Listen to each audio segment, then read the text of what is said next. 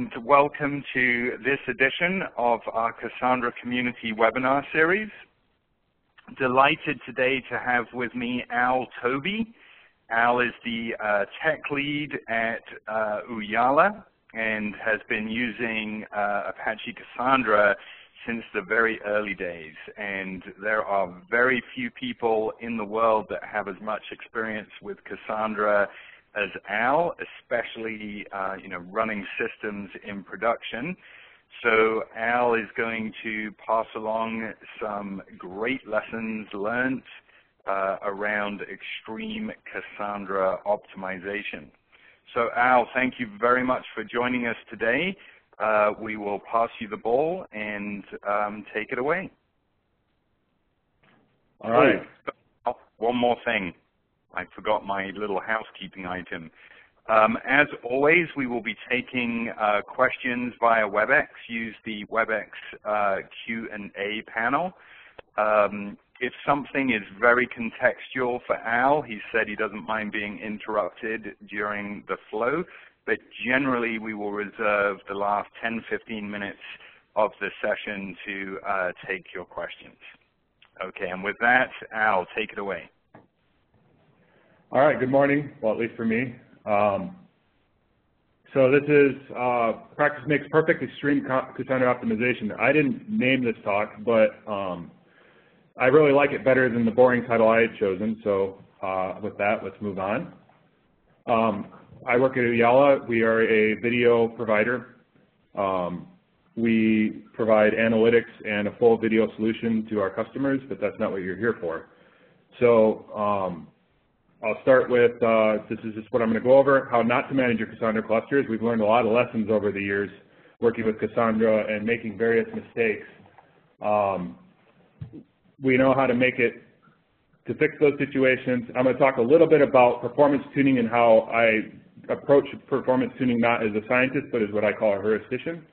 And then some of the tools that you need to really do the system side of performance tuning and kind of tuning your Linux machines and making everything flow a lot smoother. And I'll go over a few other things at the end. So me, as he said, I'm tech lead. You already heard that. My team is what we call the Compute and Data Services team. We're a DevOps team. We have 3 operations people, 3 engineers, and myself. I lead the team. We call ourselves BADAS, which is Big Data as a Service. We have about 100 Cassandra nodes. That's actually closer to 200 now. We just turned on a new cluster that's 114 nodes. And obviously, Ooyala is always hiring, just like everybody else. And I already talked about Ooyala. If you're interested in this stuff, the slides will be out soon. So Ooyala has been with Cassandra since 0.4. That was before my time. I came in at about the time we were on 0.6. So we use it for analytics data. We have a Hadoop system that processes all of our raw logs. So when you're watching a video on ESPN.com, for example, you will see that player in the background will send what we call pings back to our systems. And then all that data will go into Hadoop. We crunch it down, and then all the roll-ups and things are stored in Cassandra. And when you log into our backlot system and look at our analytics, that's why we get really nice response times on our analytical product, is because when it goes to get those statistics, it just comes out of Cassandra. It's, sub 100 millisecond. It's really better than that. There's network stuff in the middle that makes it more complicated. I'll come to that. We use it in various places as a highly available key value store, as opposed to a Memcached or Redis. We've replaced Redis in a few places with Cassandra simply because we needed the high availability. We use it for time series data. We have an internally developed monitoring system that currently takes about 50,000 to 150,000 inserts per second into Cassandra. And I've already mentioned playhead tracking, but we also do, for some of our customers, if you're watching on Netflix, and actually I believe Netflix uses it for the same purpose, uses Cassandra for this, which is we track part of what that player reports back to us is where you are in your video. We record that in Cassandra so that if you go to a different device and pick up the same video, it'll pick up where you left off. And then we also have some machine learning stuff. All of the outputs from the machine learning systems get stored in Cassandra so that they can be used by our edge infrastructure, which has 5 nines availability. So what I've been describing thus far, our primary and original use case for Cassandra is now what we call our legacy platform. We have a new platform that's coming out toward the end of this year where we're offering third-party analytics so you can use it with other people's players. But this older one's been around for a long time, pretty much the entire history of the company, which is if you start in the upper left-hand corner, we have all the players everywhere, across all of our customers, reporting that information into what we call our loggers. All that data gets stored in log files, put into S3, and when our Hadoop cluster will actually run a MapReduce that just sucks those files down into Hdfs, and then our pipeline fires up, processes those log files, writes the output into Cassandra. And you'll note that I have on that arrow between the orange Hadoop boxes and the blue Cassandra boxes the word read, modify, write. That's also, you could translate that and just say evil. That's getting better in Cassandra 2.0, but I'll address that in a few minutes. And then we have a service that sits in front of Cassandra that has a Thrift API that basically knows what our schema is and abstracts it away from our edge web applications. So read, modify, write.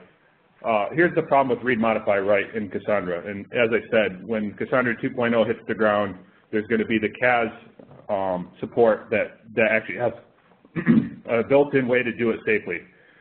I see a question, HDFS versus CFS. It's legacy. We used HDFS from a time before CFS existed. We are actually evaluating moving towards CFS for all of our new stuff that needs distributed file system. So read, modify, write. What we have is, so let's say for the Cassandra conference that was earlier in July, I took a lot of my team to that conference. And for an example, I said, well, let's talk about how much we're all going to drink so that we can coordinate and make sure that at least one of us is sober on the next day. So what we did is what I have here is a column family that has each of our names as the row keys. And then I'm going to close the QA for a second so I can get through this. So the row key is the name. So you see Albert, Evan, Frank, Kelvin, Christoph, and Philip. And then the columns are on the right for where I'll have Tuesday as the column key, and then the number 6 is the column value. So let's say I just fire all this data into Cassandra. So, and then I say, well, you know, I don't really want to drink that much because I got a talk on the second day of the conference, so I'm going to update this. So I go and I write over the same values, the same row key, same column key, and I update it with a new value. Now Cassandra is holding 2 different values in memory. If you do this really fast, with modern Cassandra, it's not such a bad thing, but you have a potential to have race conditions where a value hasn't replicated yet. So you need to do this at read repair at 100%. You got to do a bunch of tricks to make sure that you get consistent values in this today. Like I said, CAS fixes this. So now I have let's just say that my mem table has been flushed out to an SS table, and now my mem table has a different value. Cassandra resolves all this for you, so you don't typically see it until it goes wrong. And then later down the road, it's flushed again, so now I have 2 SS tables on disk, and compaction hasn't fired yet, and now my mem table has yet another value in it. So what this does is it does a couple of things. Until compaction fires, I've got all 3 of those values in the Cassandra system. And there are a bunch of side effects of this. So one of them is that you have a lot more work for compaction to do as time progresses.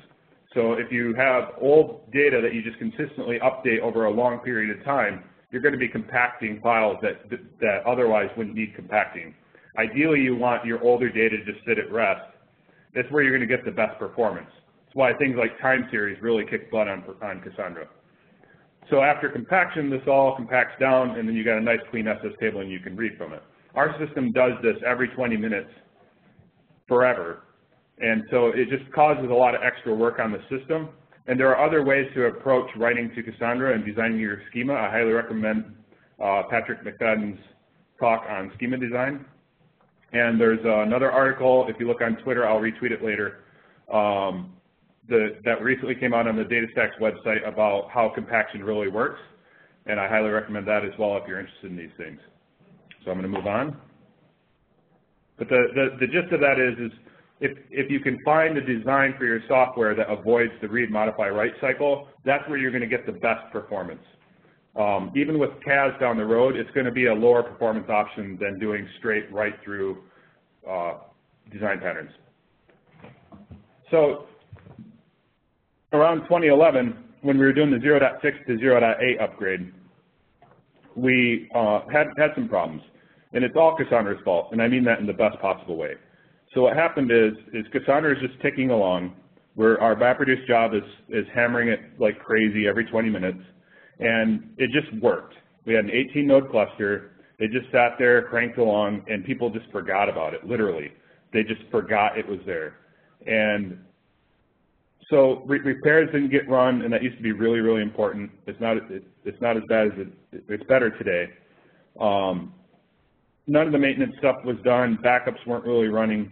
So we kind of got back into a corner where we had this 5.9 system sitting there where we had to service it in place while the bus is hurtling down the road at 70 miles an hour and figure out a way to clean up all the data, get it into a new cluster, and make sure that we scrubbed all the old data, get rid of all the old tombstones all in one pass, and do this without taking anything down. We couldn't schedule downtime on the system. So what we did is we played this dirty trick. Because the kernel on the systems was old and didn't have NFS in it, we ended up just using GlusterFS point-to-point mounts, which actually works really fine. Say what you will about GlusterFS, it has its problems, but the point-to-point mode is occasionally very handy for exporting a file system from one file system to another if you just ignore all of the distributed systems part of it. So what we did is all 18 nodes exported their Cassandra data file systems to all 80 nodes of our Hadoop cluster. And so it was this big cross-matched mess. And then we ran a MapReduce job that actually went over all of the SS tables. We pulled the code out of the guts of Cassandra. One of the beauties of open source is that we were able to do that. Pulled it out of the SS tables, scrubbed the data using things that we knew about the data that even Cassandra didn't know because we know what the business logic and what the schema really meant. Scrubbed that data, and then wrote it back into the front end of a new cluster of Cassandra. We did a couple other things while we were doing that. We did a bunch of tuning on the new cluster, newer kernels, newer Linux distribution, and all of those different things that you would do when you're upgrading your systems. And so then the other thing we did is we discovered that our indexes are manually built indexes as opposed to, we're not really using secondary indexes today. So our inverted indexes and things like that, rather than copying those, we just scanned back over all the data and rebuilt all those. So as a bonus, we got all of our indexes cleaned up and re-optimized and straightened out. This took about 3 months from start to finish. Most of it was developing the software and testing it multiple times before we finally did the flip over to the new cluster. So that all went smoothly. We moved over. We're on Cassandra.8. Very, very happy with it. Big improvement over 0.6. We moved from I think at the time it was a 16 gig heap to a 24 gig heap. I don't recommend that other people do that anymore, especially with Cassandra 1.2 and upwards because of off-heap cache and all of those things. Most people should be able to sit at 8 gigs. Although, if you are running into problems where your Cassandra nodes are crashing when you're loading huge rows, it is something you can consider trying. We updated to the latest on Java 1.6. I think it used to be on OpenJDK, which is a really bad idea, at least OpenJDK 6. OpenJDK 7, if you're really adventurous, can be done, but it's not recommended. We moved to the Linux kernel 2.6.36 at that time. That's a custom in-house built kernel from upstream. And we moved to MD RAID 5 on XFS. So a word on RAID is, while Cassandra is a distributed system and it has its own replication, it's one thing that's really nice about having RAID underneath it is your ops people will be a lot happier. And the reason why is disks are the most likely thing in any distributed system to fail, and in your computer and any server. I've worked in data centers over the last 15 years, and by far, nothing fails more than hard drives. So it's really common for a hard drive to fail in a larger cluster. If you have a RAID 5 or RAID 10 or really anything but RAID 0 underneath your system, what happens is you don't have to rebuild the whole node every time a disk fails. to today, if we're on RAID 0 and one of the disks fails, that node is offline, and you got to replace the disk, and then you got to rebuild the node. Cassandra does that just fine, so it's up to you and your business to decide whether having that exposure, if it takes 24 hours or 48 hours to rebuild that node. And if you're okay with that, then great, go with RAID 0 or go with JBOD. But if that's not okay and you need maximum availability, consider using RAID 5 or ZFS, which I'll talk about later, and protect your database from single disk failures, and your ops people will be a lot happier. And then by far, the most important tuning thing, and I recommend everybody take this to heart, is if you're dealing with any kind of database, Cassandra, MySQL, Oracle, even MongoDB, the most important thing you can do on any Linux system is disable swap entirely. If you don't think you can do that because maybe you're running other applications on the same box, at least that in etsyscontrol.conf, the value vm.swappiness equal 1. And what that does is it tells the Linux kernel to never swap out my applications to make space for VFS cache.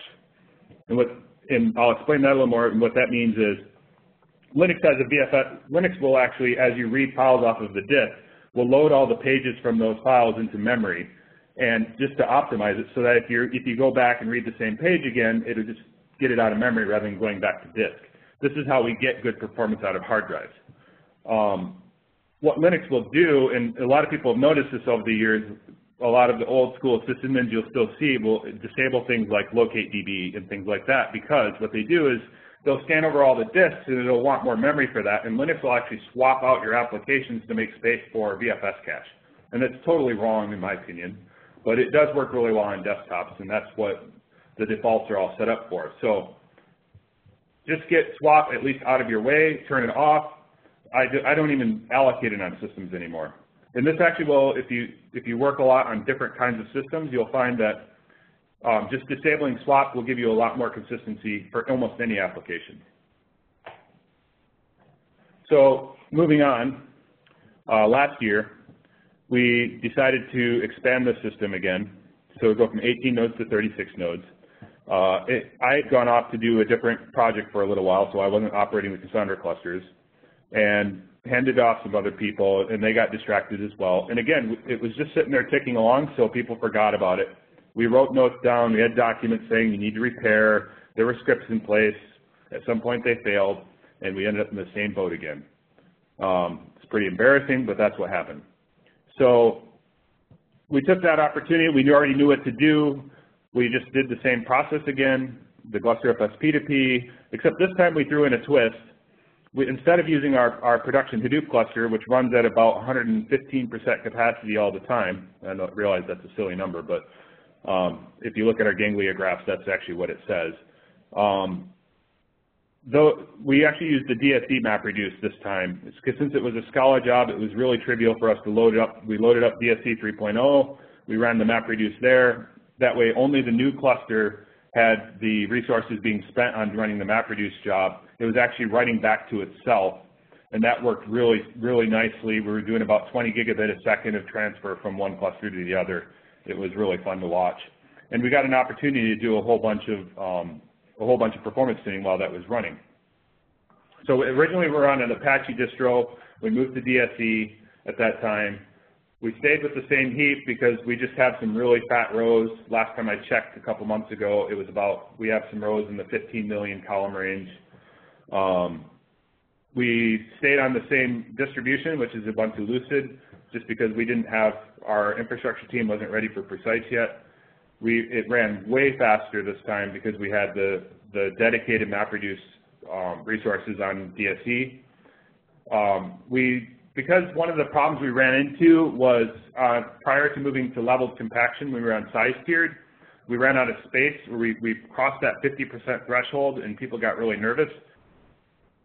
We convinced ourselves that RAID 0 was a good idea, and that's why I spent time talking about that earlier, is we moved to RAID 0, big mistake, because I swear a week later I lost 2 drives on 2 different nodes that were right next to each other, and I had to go scramble down to the data center, drag my team down so that we could get this all fixed up, get the drives replaced, and rebuild these nodes before we had an outage.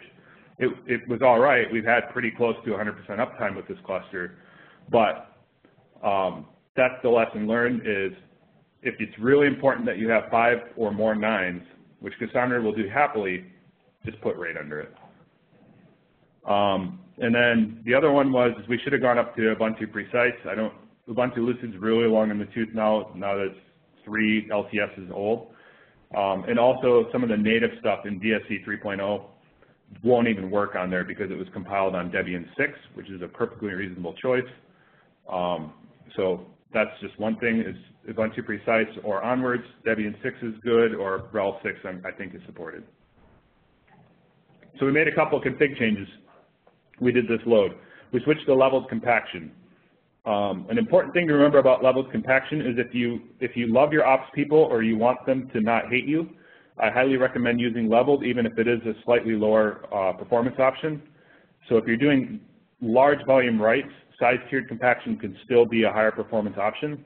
But leveled compaction is always going to be a lot easier to operate, just because you don't have that space constraint where you have to have 2x your largest column family, or key space, yeah. I think it's column family.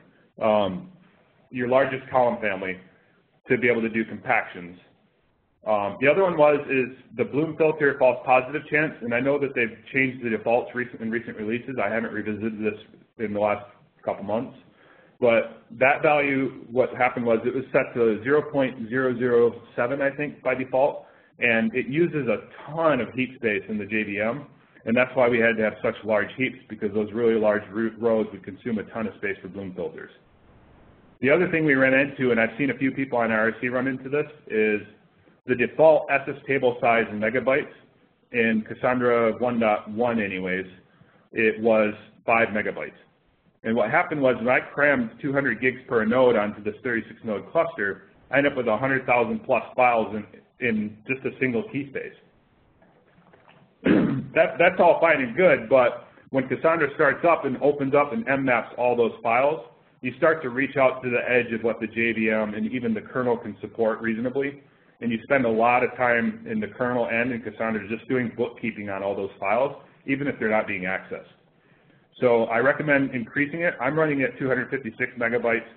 My RAID systems perform really nicely. We've tuned things so that our memtable flush rate is pretty steady. So it works really well for us. It's probably too big for a lot of people unless you're on SSD. So maybe 128 megabytes, 64 megabytes might be better for you. It's definitely something that you should decide based on your environment's needs.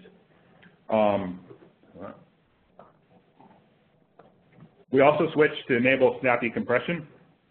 Thus far, we have been fairly happy with it, but I've gotten actually better compression out of using file system-based compression. That's something to consider if you're willing to experiment with file system technologies. And we also switched in the Cassandra.yaml, we disabled compaction throughput limiting. And that was because as we were doing this huge data load of, I think the total was 30 terabytes across from the old cluster to the new cluster, we just got really far behind on compaction. And so the first thing I tried was setting compaction throughput to, say, 1,000 megabytes a second, which is more than the array can do, thinking that that would take care of it. And that actually didn't do it, because it still was consistently behind. So the next try, I rolled through the cluster again and disabled it, and then boom, all the problems with compaction just went away. So it's something to consider if you're having problems with compaction and you can tell that your disk subsystem isn't under duress. You can go ahead and disable compaction throttling and see what happens. And I believe if you're on SSD, that's the recommended setting.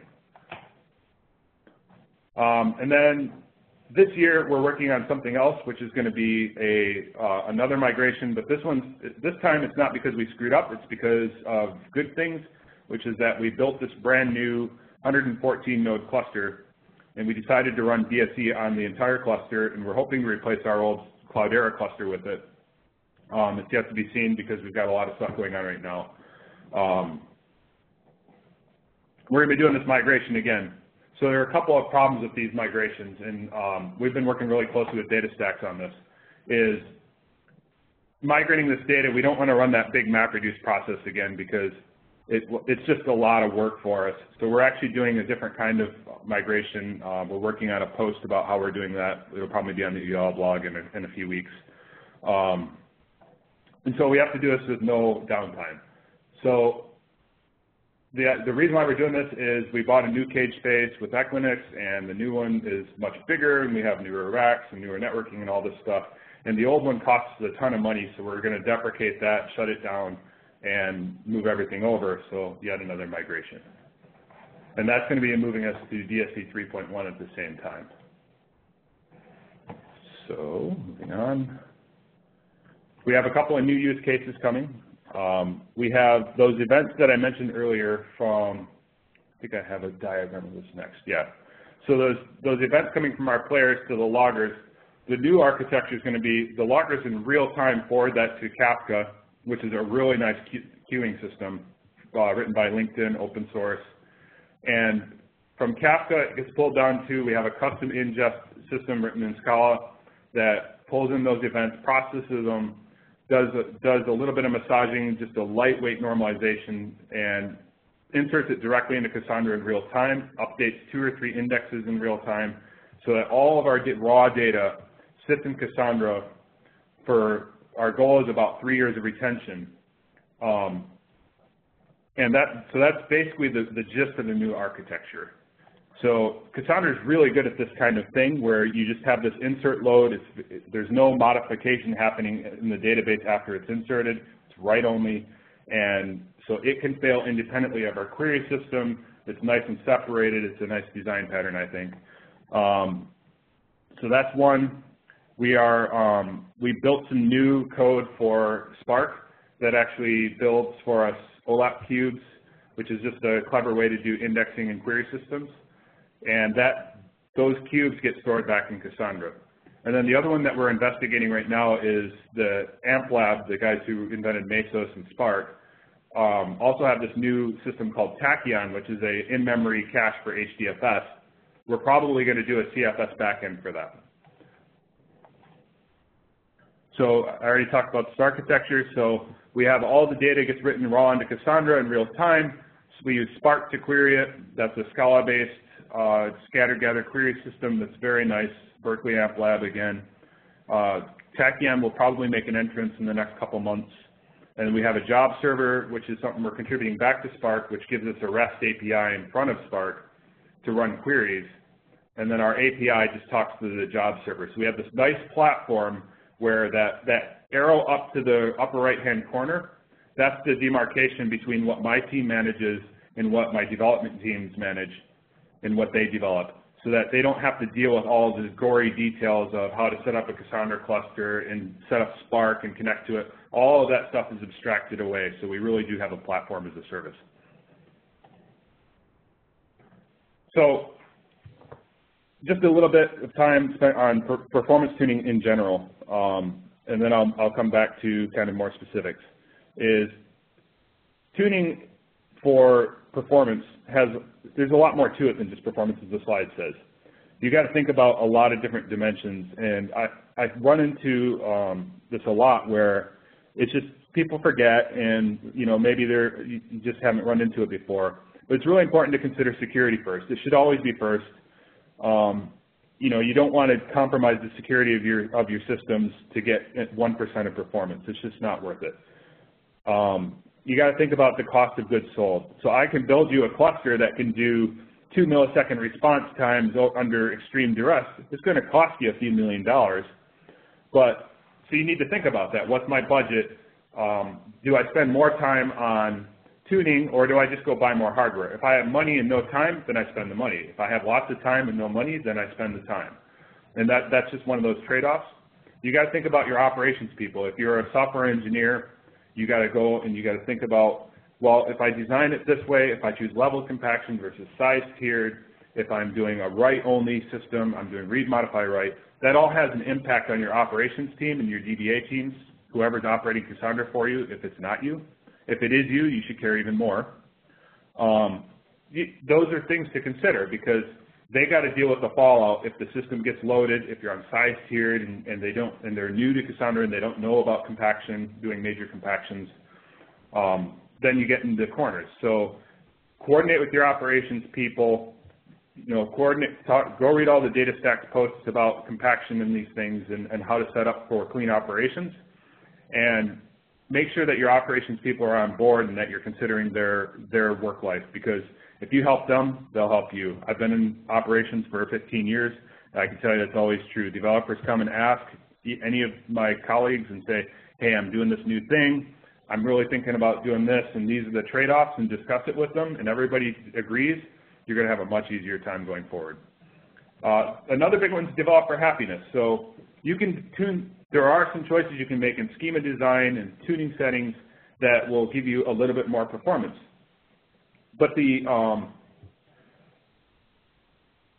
if you just go after the performance and you don't consider the fact that it's going to make future developers insane, it's not a worthy trade-off. So you need to kind of go back and forth and have that discussion again, and make sure that you design for your future maintainers. My favorite phrase that I always use is, assume that the person who's going to maintain your code when you're gone is an axe murderer and they know where you live. So make those decisions assuming that that person is going to be really ticked, and try to develop for developer happiness. And I also do that on the systems side and make sure that when I'm working with the developers, I set things up so that their life is easier as well. It has to happen on both sides for it to work. Physical capacity, obviously, how many racks do you have? Are you in the cloud, Amazon, or Joyent, or whatever? Those are decisions that you got to take into account. What's available goes back to cost. These things are all interconnected. Reliability and resilience, three node clusters. If you got a small shop and you're trying to maintain cost, 3 is the bare minimum, I think. 5 is where I think the sweet spot to start out with.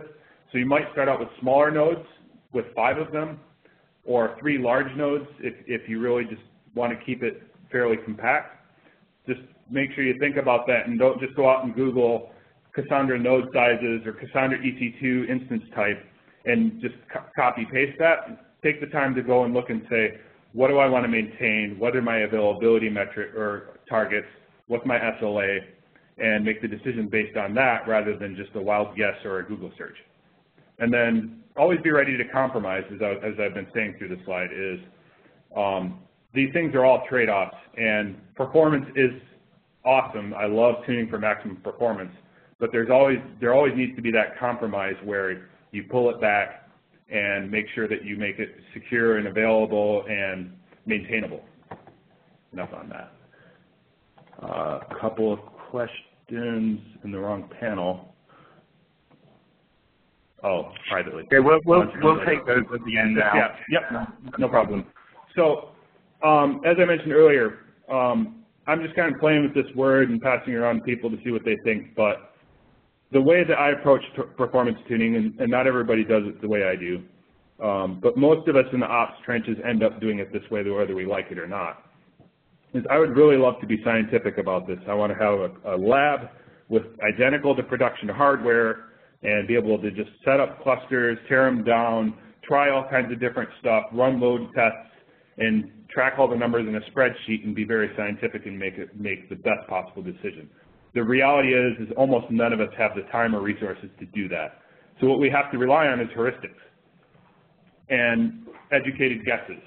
So that's the big difference, is performance tuning and not being afraid of doing it that way, because you'll hear people say, and they'll hammer on the soapbox and say, which is what I'm doing right now, and say, you have to be scientific about it, do clear measurements and get all the noise out of the system, and it's just BS, except for in really large environments where they have the resources. So what I recommend is leaning into the database. It has the replication in place, and you can do things like make changes to single nodes, observe the performance over a couple of days, back out the change, put it back, make a different change. You can be methodical and careful, but there's nothing that's going to replicate production load like your production load, and Cassandra is a great database for handling that kind of situation.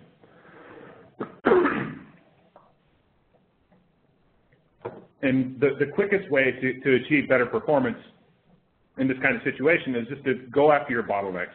Look at your applications, see where the latency is building up, do traces through your system if you can, and and go after those first. If you have one particular insert load that's got high latency, or you got a read that's taking too long, go after that sucker, use Cassandra tracing, and look at all your systems and see where it's hanging up.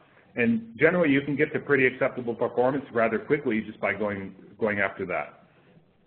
And then basically this whole thing kind of comes out of, or a great way to start with all this is, Malcolm Gladwell has a book called Blink, which is basically all about your basic instincts. You know, if you have experience in this industry and you've been developing software or operating systems for a long time, you probably have a good feel for what's right, and you need to just learn how to rely on that instinct. And Blink is a great short read. That's all they talk about is how there have been various experiments in proving that that's a very effective way to make decisions.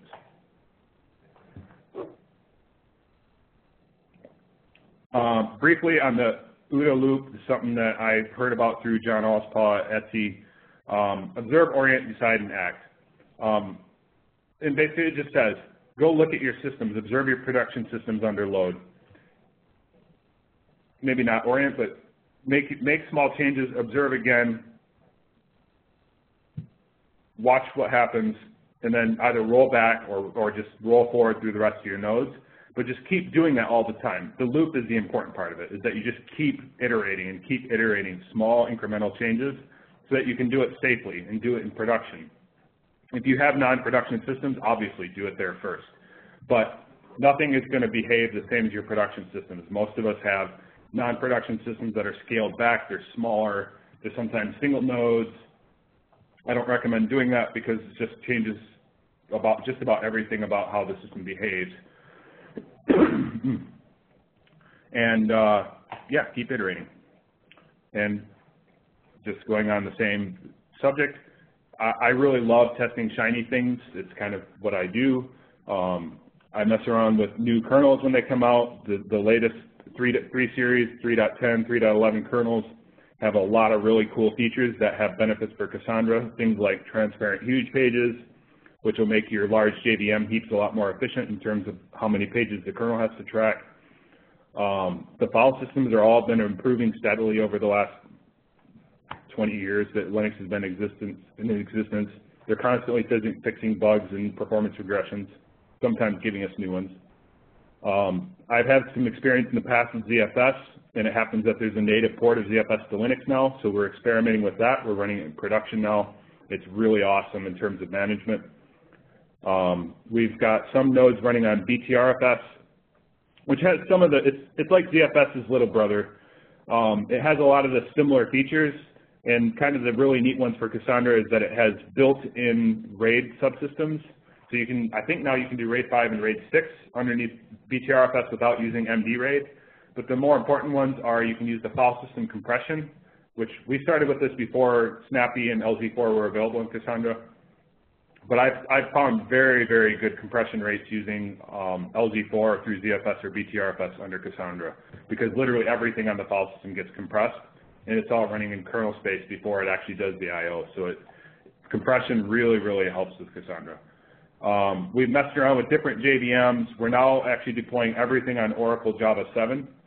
We've done some things with OpenJDK 7. It's just not quite as reliable. If you're really passionate about using entirely open source stacks, it'll work. But like I said, DataStax doesn't recommend it, and I've noticed that just the Oracle JDK is a lot more consistent. And then all these things, you know, not everybody has larger clusters and has this luxury, but if you have 20 nodes, if you take one node and try out BTRFS on it, I don't recommend doing it on more than one node at a time when you're first getting started, but you can just replace that file system with BTRFS, rebuild the node, and then watch and see what happens and get some experience with it. Rather than saying, ooh, scary new file system, throw it on one node. You got a distributed database. If something fails, who cares? Just rebuild it, go back to ext4 or AXFS or whatever your poison is. So this is kind of how I do it, kind of an extreme version. And the important thing to do is to make sure if you're running multiple experiments in production, that you space out those experiments across your ring so that you don't get two things failing the same way right next to each other. If you have 3 nodes in series, all running an experimental file system, and that file system has a corruption bug, you're going to lose some of your data. That's just how it goes. But if you have nice stable ext4 on either side of your experimental file system, you know you've got a stable base. If it completely corrupts everything, you just wipe it out and you're good to go. So now on to performance tools. So I was going to build this chart, and then I realized that it was already done for me earlier this year at scale. Brendan Gregg at Joyent is one of the, probably the world's expert on dtrace, and he gave a really nice talk there. I didn't get to see it, but I got the slides afterward, and you can see the link here. I highly recommend printing out this chart if you're not familiar with all these tools already, because almost all of these will make your life better if you're debugging systems or performance problems in production. My favorites, I'll come to those. I think they're up here. So my very favorite tool for Linux system performance monitoring is dstat. It's written in Python. It's really easy to write plugins. I haven't had to write any yet because it's got support for just about everything. So dstat minus LRVN10 is kind of what I do in the morning is I fire up screen and it logs into all my clusters and it fires this command up automatically so I can flip to the screens and see the last hour of activity. I actually run those at 60-second intervals. So what will happen is those lines that you see will update every second, and then it'll flip a new line every 10 seconds, which is that command line argument. And you can see everything on a page. You can see your disk I/O happening, network I/O, your CPU. Another one that's kind of more advanced is context switches can be kind of indicative of a lot of performance problems. And on the left-hand side, you have your typical load average and processes, and then your memory in the middle there where most of the green is. CLNetStat, this is a tool I wrote a number of years ago, and I just keep dragging it around. It is on GitHub, and I haven't seen many tools like it. And what this does is it logs into all the systems with a persistent SSH connection and just rips this performance metrics out of /proc on Linux every 2 seconds, and then computes this display, and it just updates every 2 seconds, and it just rolls the screen. It's not fancy at all. It's something that I've probably spent a total of about 4 hours on over the last 5 years. But what I found is when I'm tuning large distributed systems, having a global view like this is really helpful in being able to see what's going on. When you spin up your load on your Cassandra cluster, you can see the network I/O take off. You can see how that falls down on the disk. Watch the load average, gives you kind of a loose idea of how busy the CPUs are. And then those totals on the bottom are just really fun. When you've got a total network traffic on your Cassandra cluster of 20 megabits a second, that's just kind of cool. So like I said, GitHub, I'm probably going to push it to CPAN soon just because I've had a lot of complaints about installations. So I'll update the GitHub when I do that. When you have a RAID system, I got about a few minutes left. I want to leave time for questions. I'm almost done. When you're tuning a RAID system, especially, or even when you're on JBOD, one of the most common things to go wrong and cause performance to go belly up is you have one drive, especially with spinning Rust. You have one drive that's just it's starting to go bad. It's not gone bad yet. And you'll see that latency on that one drive will start to climb. And the best place to see that is with IOStat minus X1 is what I use. And what I'm looking at is the A weight and the RA weight and all those numbers on the right-hand side. I don't really care about the throughput necessarily. What I'm looking at is the latency per drive. And I'm not looking for any particular number. What I'm looking for is outliers. So you'll see, I got one there that's like 5.68 and 4.4, but if I see one in that same group that's up at 100, then I know I should probably take a look at that disk, run smart control on it, and see what's going on, and it probably needs to be replaced. This will happen pretty often in EC2 if you're running RAID 0 with ephemeral drives, so it's a good thing to keep an eye on. Ephemeral drives in EC2 are wildly variable in latency, and it's something, when I spin up new clusters in EC2, it's actually one of the first things I'll do is I'll actually zero all the drives with DD. I'll spin up something like 4 or 5 times as many as I want to end up with, and I'll call all the slowest ones right away. And I've had very good luck with getting good performance by doing that. A lot of people don't know about HTOP, and I think it's crazy because it's way better than the default top that's installed on systems. It, by default, breaks things down by threads. You can see here we've got Cassandra running, and it shows all the processors, and it just looks really neat, and your colleagues will think it looks cool. And It has a bajillion options for configuration and setting up the display and configuring exactly the way you want. Check it out if you haven't used it before. And JConsole and Visual VM are the other two big tools that really help you tune Cassandra clusters or anything to do with the JVM. So you want to take a look at these and start to get an idea what healthy and unhealthy garbage collection patterns are. And that varies by cluster, but what you're really looking for is you don't want to see stuff like this where you're filling up your new size and then it's going down. It might be an indication if you have this kind of sawtooth pattern that you need to tune your new size on your Cassandra heaps or your Cassandra JVMs a little bit larger so that there's enough space so that all the new objects can be allocated without having to do a compaction or a collection. Op Center is really great. We really love this view. We keep it up on dashboards. With a 114 node cluster, it looks really awesome. I'm working with DataStax already to get some of these bugs worked out just because there just aren't that many clusters this size.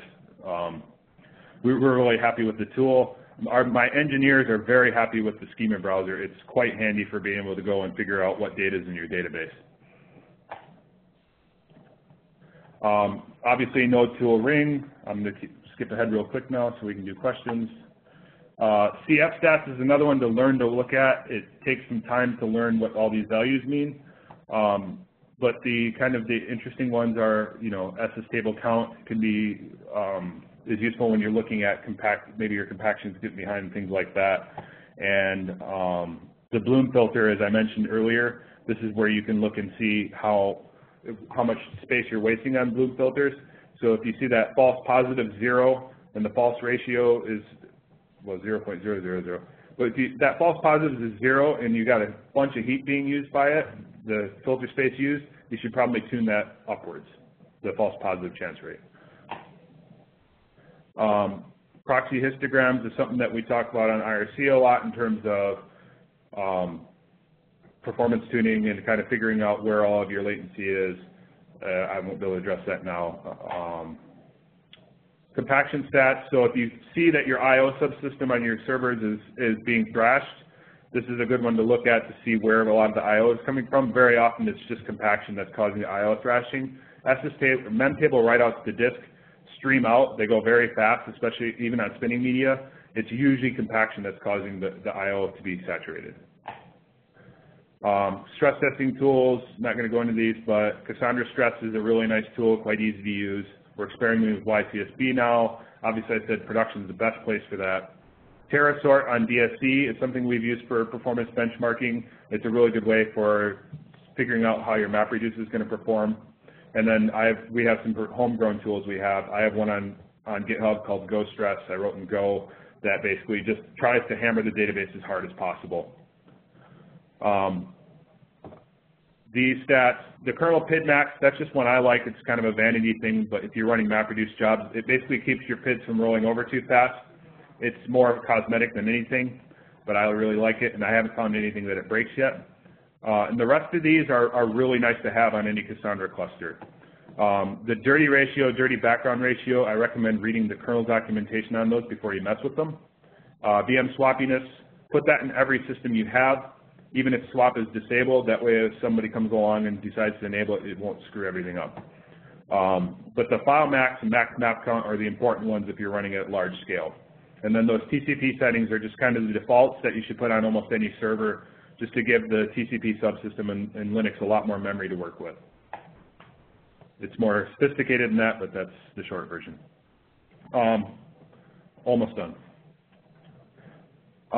So rc.local, I put these things in there, but the quick and dirty ones are the CFQ scheduler is really good if you want to use Cgroups. If you don't, Deadline is probably the best throughput option still on Linux. So you can echo Deadline into, it's the second line from the bottom, sysblock SDAQ scheduler. And then the Stripe cache size thing at the bottom is really important if you're doing RAID 5. I recommend Googling it and reading up on it. And then the NR request thing that I'm going in totally random order, but is useful for just giving the block IO subsystem on Linux a lot more, it'll queue more requests in memory, and then it can do better scheduling and get better linear writes to disks.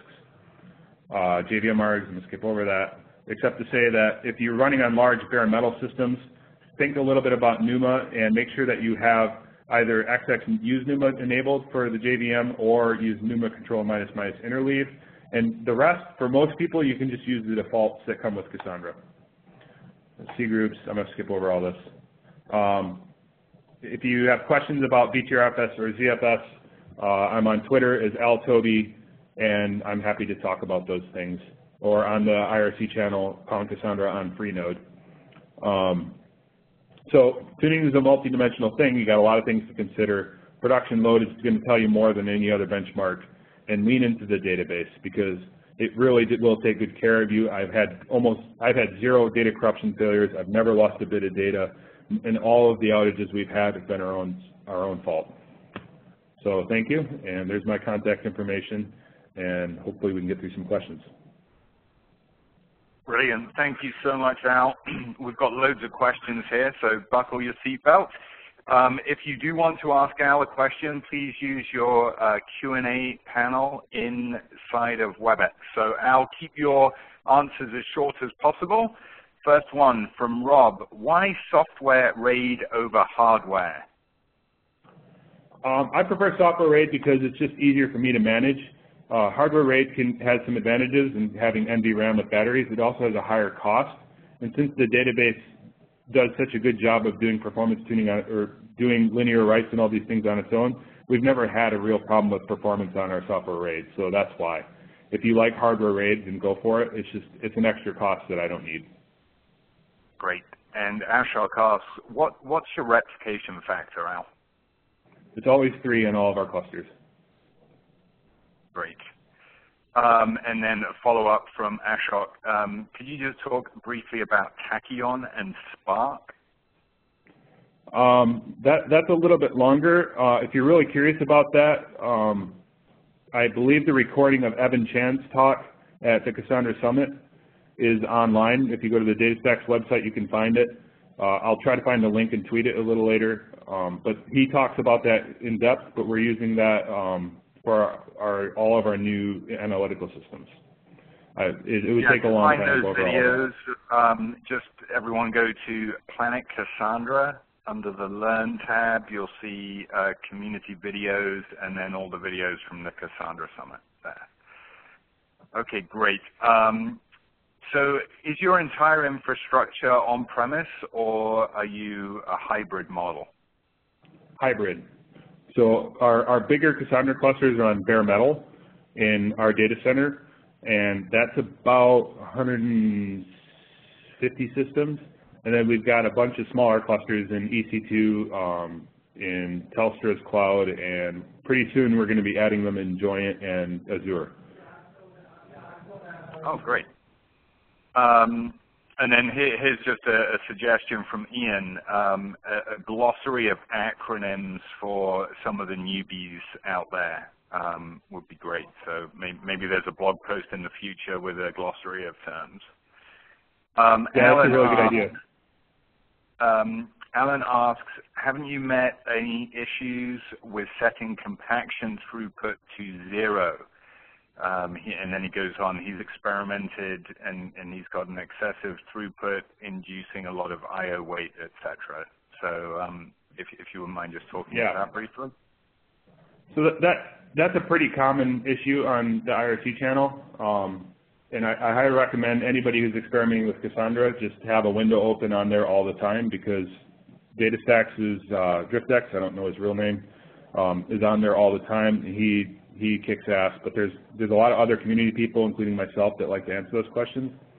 But back to the SS table or the compaction throughput, I haven't seen any issues, but that's due to my workload on my primary cluster being driven by a MapReduce job, which is it hammers it for about 5 to 10 minutes, and then it's idle for another 10, 15 minutes, and then it gets hammered, and then it's idle.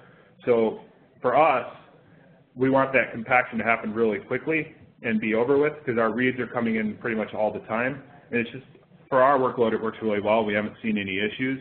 Our newer, bigger cluster, we're running into a few more interesting problems. A lot of that is just due to the size of it.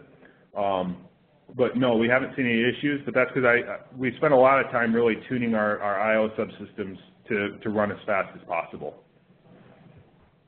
Great. Alan asks, how did you choose the size for your SS tables using LCS, which is leveled compaction? Yeah, that's a schema level setting. I'm sorry, I forgot to mention that.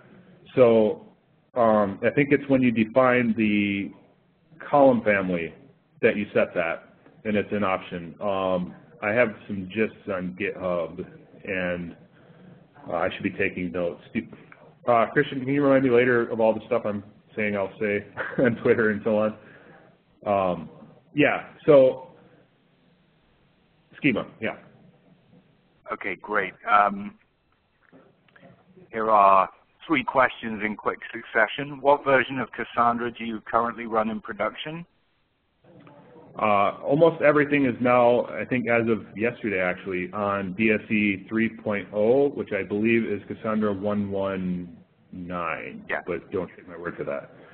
Yeah, correct. DSE 3.1 has 1.2 in it. Right, and we're kind of waiting on that because we want to wait for 3.1.1, not because we don't trust data stacks, but just because we have a lot of really important data.